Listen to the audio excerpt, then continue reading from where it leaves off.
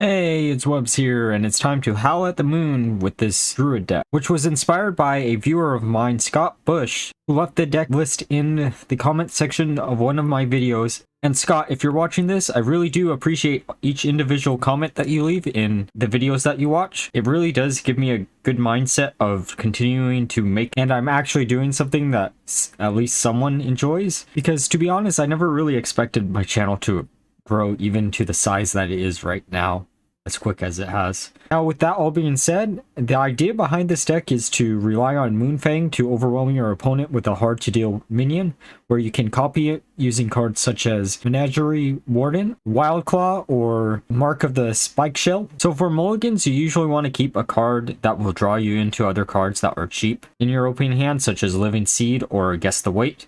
Living Seed is always a card that you want to keep in your opening hand, at least one copy of it, because at 2 copies, you're keeping a dead card in your hand and you don't really want that. Cards like Bone Chewer Brawler and Nature Studies are also cards worth keeping in your opening hand, as these will allow you to either generate more cards to have some type of threat on the board or have a minion on the board while you're trying to get your Moonfang discounted. And because of Bone Chewer Brawler, sometimes you even want to keep a card like Mark of the Spike Shell in your opening hand, since you'll actually have a target, which is great, and the reason why I actually included the brawlers in the deck. And finally, another card that you might want to keep in your opening hand, depending on what your other cards are, is the Fangbound Druid. If you have Moonfang in your hand or a Living Seed in your hand, this is always a card that you want to keep in the hand also. If you have Living Seed in the hand along with a Moonbound Druid, you definitely want to use the Living Seed on turn 2.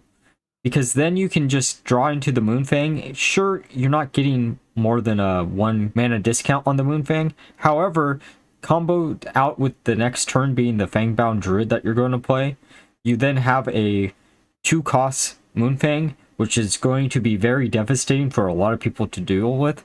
And you actually win a bunch of games just by doing such a thing. With the Mulligan guide out of the way, let's get into the games. Alright, time for game 1 against Mage. Going to keep the Fangbound Druid just in case. Drawing into a Living Seed and a Guess the Weight. Both of these are actually really great to have. So their quest line, which is in a shock. To be honest there, I probably shouldn't have hero powered and just use the Living Seed. And the next turn have the Fangbound Druid played. We kind of have to be careful just because this is the one matchup where Moonfang can actually be dealt with pretty easily. Drawing into a Wildclaw. Drawing into the Warden, which is dead for now, but good for later. Drawing into the other Warden. I think this game I got really greedy with the Living Seed. I think this game is from when I had Annoytron still in the deck instead of the Brawlers.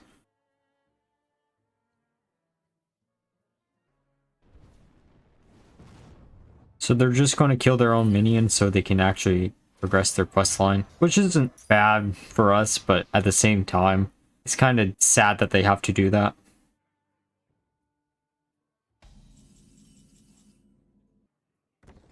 Well, I'm going to play the Druid and then the Seed, which makes the Moonfang a 3 cost, and then once the Druid dies, it'll be a 1 cost. Our hand is actually looking pretty good. As long as we can draw into like a Mark of the Spike Shell, we basically have full combo. And then we don't have to worry about devolving missiles at all. Perfectly fine with them killing our Druid like that. Better for them to use their removal spells now than when we have our Moonfang on the board. Gonna play Germination, copy it with the Wildclaw, then just pass turn. So even if they have the devolving missiles, it would have to split amongst each of them evenly in order for us to not have any type of Moonfang here. So they're going to play First Flame, okay. The nice thing about in this matchup is if they don't have devolving missiles, they honestly can't really do anything against you. Sure, they could have a bunch of cheap spells, or they could try to race you for face, But if they can't deal with the Moonfangs on board, they're just going to lose since they have no way to heal themselves. Going to see what we get off of this. Grab the Kodo just because we can buff up the Moonfang, which is funny. And then give it more taunt. And then copy it. And thus we can get rid of both of their minions for the price of one card. Or just go face. And then the funny thing is we even have one more copy in our hand.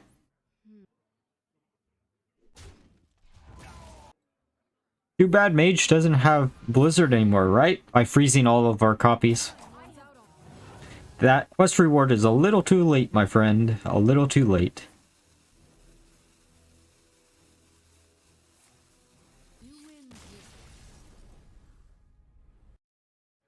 Alright, time for game 2 against Druid. Just going to keep the Druid in our hand. And drawing into a Nourish and a Warden, which is pretty bad for our opening hand. We generally do not have any type of play for turn 1 or turn 2. Drawing into Iron Bark, which is fine. Going to Hero Power since we have nothing else to do. They're going to play Wild Growth, so it's probably some type of Clown Druid. Going to use Nature Studies, grab the Guess the Weight, and then going to guess something that it costs lower. Drawing into the Mark of the Spike Shell, which is actually pretty good as long as we can get Moonfang relatively quickly. We have every other card that we need for the combo. This really doesn't tell me what this deck is. Drawing into Moonfang, great. So we can play our Druid now. Living Seed, that's kind of a shock. That's even more of a shock. It's a mirror match. They're going to give their Moonfang taunt and then use a mark on it. We're drawing into Living Seed now, which is terrible. Now, there's something we could do that's really, really funny, which would be to buff up their Moonfang to gain a copy that way, or we can just lower the cost of our own Moonfang in our hand, because we can still Moonfang, then Iron Bark into a Lightning Bloom, into a Mark of the Spike Shell, basically copying what they did. This game is definitely going to be determined by who can get the more Moonfangs up and running before the other player. Solar Eclipse, that's interesting.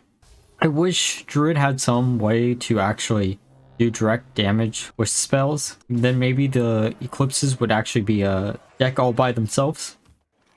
So that Innervate is pretty much dead. Going to copy our Moonfang. Doesn't matter how big their Moonfang is as long as we have Moonfangs on our board. They're going to play their second Moonfang and buff it up. Going to copy one of our Moonfangs with the Warden, and then Hero Power just to gain some armor. Going to attack the lower HP Moonfang. That way we can actually deal with it next turn. Grey Bow is kind of a weird card to include in this deck. I guess it kind of makes sense because then you have a sticky minion within a sticky minion. Drawing into Overgrowth, which isn't really good. Going to eat the extra 3 mana cost on these cards. Drawing into a Warden and Wildclaw. Going to kill the lower Moonfang and then kill the Grey Boo.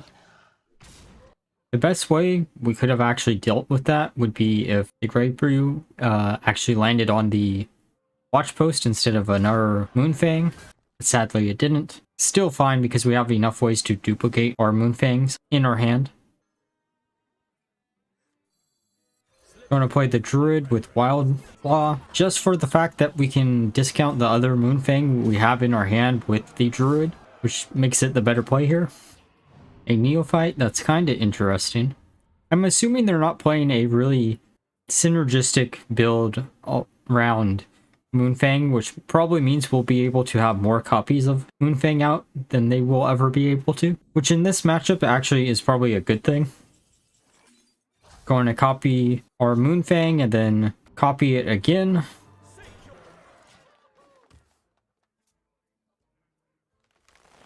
You're using Overgrowth, I'm assuming just to draw more cards. I don't know what in their deck possibly could answer the amount of Moonfangs we have on board. Unless they can make even more copies of Moonfang. So we could probably finish them off or get pretty close to finishing them off if I didn't want to get greedy with the amount of Moonfangs that I'm going to get on board. Because who wouldn't want a board full of Moonfangs? There is literally nothing Druid can do here that would win them the game. Unless they actually had clowns. But even that wouldn't actually win them the game. It would just delay the game a few more turns. Who knew the counter for Moonfang Druid was Moonfang Druid?